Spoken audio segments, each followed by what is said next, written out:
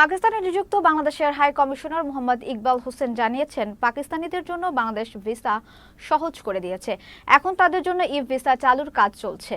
লাহোরের chamber of commerce and ইন্ডাস্ট্রিতে গিয়ে বাংলাদেশি দূত জানান, বাংলাদেশ পাকিস্তানের মধ্যে দ্বিপাক্ষিক সম্পর্ক ও সাংস্কৃতিক বিনিময়ের জন্য পাকিস্তানিদের ভিসা সহজ করা হয়েছে।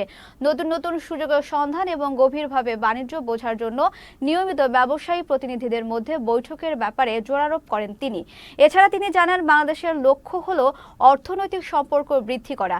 তিনি বাংলাদেশের নারিকেল ও কয়লা এবং পাকিস্তানের চামড়া, মাংস, চাল, চিনি, মাছ এবং কয়লা সহ সম্ভাব্য বাণিজ্য খাতের কথা উল্লেখ করেন। বাণিজ্যিক সম্পর্ক বাড়ানোর জন্য সরাসরি বিমান যোগাযোগ এবং সামুদ্রিক পথ তৈরির কথা ভাবা হচ্ছে বলে জানান বাংলাদেশি রাষ্ট্রদূত।